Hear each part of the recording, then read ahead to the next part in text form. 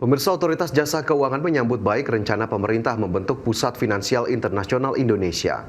Lembaga tersebut dinilai dapat memperkuat sektor keuangan nasional sekaligus meningkatkan posisi Indonesia dalam ekosistem keuangan global. Ketua Dewan Komisioner OJK Friederike Widiasari Dewi mengatakan kehadiran PFII diharapkan mampu menarik investasi baru dan memperdalam pasar keuangan domestik. Menurutnya, masuknya dana segar yang berkualitas ke PFII akan memberikan dampak positif bagi perekonomian nasional. Meski demikian, pengembangan pusat keuangan internasional tersebut tetap harus mengedepankan stabilitas sistem keuangan.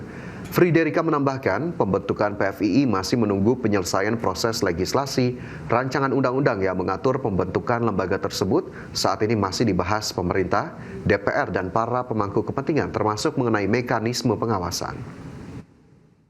OJK menyambut baik rencana pemerintah untuk membentuk Pusat Finansial Internasional Indonesia atau disingkat PFII.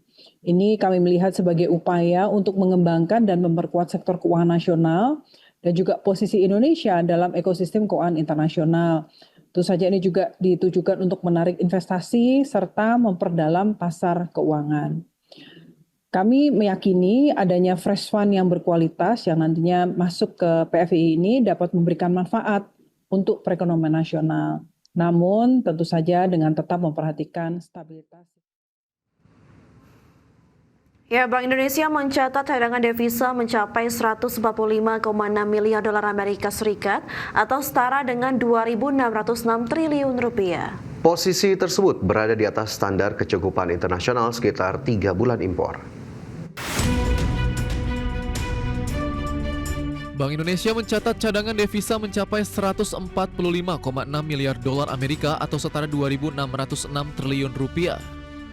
Cadangan devisa tersebut naik dari posisi bulan sebelumnya sebesar 144,9 miliar dolar Amerika.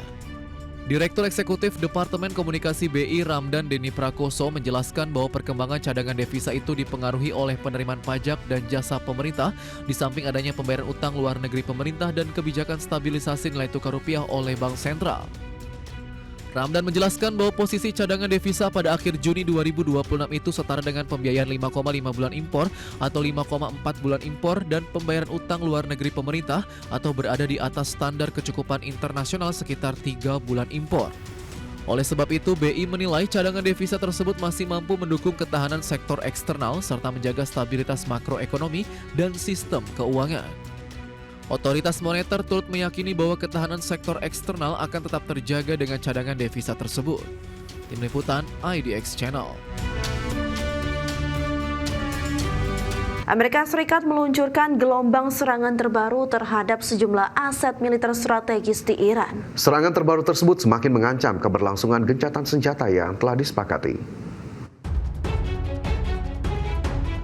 Militer Amerika Serikat melancarkan gelombang terbaru serangan terhadap Iran dengan menyasar sistem pertahanan udara, sistem pengawasan pesisir, hingga lokasi peluncuran drone.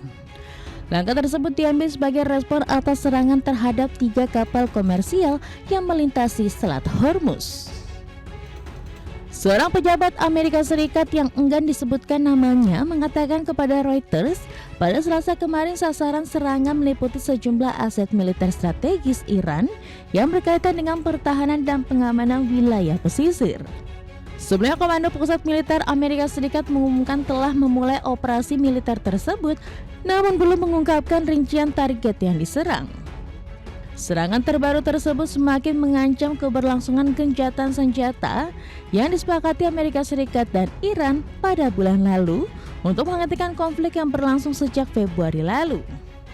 Langkah itu juga mengancam menggagalkan perundingan yang bertujuan mencapai perdamaian permanen dalam waktu 60 hari sejak kesepakatan tersebut. Di sisi lain, Kementerian Luar Negeri Iran mengecam serangan Amerika Serikat tersebut dan menyebut Washington telah melanggar kerangka kesepakatan untuk mengakhiri perang. Karena itu, Kementerian Luar Negeri menyebut Iran akan mengambil setiap langkah yang dianggap perlu untuk melindungi kepentingan dan keamanan nasional. Berbagai sumber, IDX Channel. Presiden Amerika Serikat Donald Trump mengaku kecewa dengan sejumlah negara yang menjadi sekutu NATO terkait konflik antara Amerika Serikat dengan Iran. Trump mengkritik keras sikap sekutu NATO yang dinilai tidak memberikan dukungan terhadap upaya Amerika Serikat dalam konflik di Iran. Keengganan sejumlah negara Eropa mengirim kapal perang guna mendukung upaya Amerika Serikat membuka kembali Selat Hormuz menjadi pemicu kritik Trump tersebut. Trump menuduh negara-negara Eropa memperoleh manfaat dari jaminan keamanan Amerika Serikat tetapi menolak memberikan bantuan dalam perang di Iran. Trump bahkan mengatakan bisa saja ia tidak menghadiri KTT NATO jika tidak diselenggarakan di Turki yang menurutnya dipimpin oleh Recep Tayyip Erdogan yang merupakan sahabat dekatnya. Pernyataan Trump tersebut menambah sorotan terhadap perbedaan sikap di antara anggota NATO mengenai respons terhadap konflik di Timur Tengah. Well, we're going to see. I was very disappointed with NATO. And frankly, if it weren't held in Turkey, where my friend happens to be a very strong leader, a very strong person, it's possible that I wouldn't have attended. I felt I had to attend because of the fact that, I know he's gone all out. It was a big thing to have NATO come to Turkey or any place else. It's a big thing. But we weren't treated well. Ya, Amerika Serikat mencatat kenaikan defisit neraca perdagangan sebesar 42,2% secara bulanan di Mei 2026. Kenaikan tersebut mendorong tingginya impor kebutuhan investasi di sektor kecerdasan buatan. Defisit perdagangan Amerika Serikat melonjak tajam pada Mei 2026 sering meningkatnya impor barang modal ke rekor tertinggi. Lonjakan tersebut didorong oleh derasnya investasi pada teknologi kecerdasan buatan.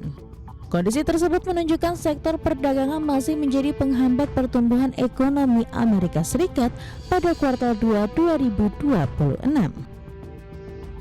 Data yang dirilis Biro Analisis Ekonomi dan Biro Sensus Departemen Perdagangan Amerika Serikat pada Selasa lalu menunjukkan defisit perdagangan pada Mei meningkat 42,2% secara bulanan menjadi 77,6 miliar dolar Amerika. Angka tersebut sedikit lebih rendah dibandingkan proyeksi ekonomi dalam jajak pendapat Reuters yang memperkirakan defisit mencapai 78,5 miliar dolar Amerika. Nilai impor Amerika Serikat di Mei 2026 tercatat naik 3,3% menjadi 395,3 miliar dolar Amerika. Dan kenaikan itu terutama didorong oleh impor barang modal yang melonjak ke rekor tertinggi 128 miliar dolar Amerika. Di sisi lain nilai impor ekspor turun 3,2% menjadi 317,7 miliar dolar Amerika di Mei 2026. Meski demikian, ekspor minyak bumi Amerika Serikat mencapai rekor tertinggi di tengah konflik yang masih berlangsung di Timur Tengah. Berbagi sumber, IDX Channel. Pemirsa, kelompok Hamas menyatakan pembubaran badan pemerintahan kelompok tersebut di jalur Gaza. Sebelumnya, Hamas berulang kali menyatakan kesiapannya mundur dari pemerintahan di Gaza. Kelompok Perjuangan Palestina Hamas mengumumkan pembubaran badan yang selama ini hampir 2 dekade mengelola pemerintahan di jalur Gaza. Keputusan yang diumumkan pada hari Senin lalu itu membuka jalan bagi Komite Teknokrat untuk mengambil alih administrasi sipil di wilayah Gaza. Adapun Hamas memimpin pemerintahan Gaza sejak merebut kendali wilayah tersebut dari kelompok Fatah pada 2007 atau setelah memenangi pemilu legislatif setahun sebelumnya. Dan sejak gencatan senjata antara Hamas dan Israel mulai berlaku pada Oktober 2025, Hamas berulang kali menyatakan kesiapannya mundur dari pemerintahan di Gaza. Kepala kantor media pemerintah Hamas Ismail Al-Tawabta mengatakan Ketua Komite Darurat Pemerintah Muhammad Al-Farah telah resmi mengajukan pengunduran diri. Sementara juru bicara Hamas Hazem Qasem mengatakan keputusan itu merupakan langkah baru agar Hamas tidak lagi bertanggung jawab atas pemerintahan jalur Gaza. Seorang sumber diplomatik yang mengikuti sebagian perundingan mengatakan pengumuman Hamas pada Senin lalu menunjukkan bahwa kelompok itu berupaya mendorong proses politik sekaligus mengalihkan perhatian pada apa yang mereka anggap sebagai kegagalan Israel memenuhi komitmennya dalam kesepakatan gencatan senjata. Berbagai sumber, IDX Channel.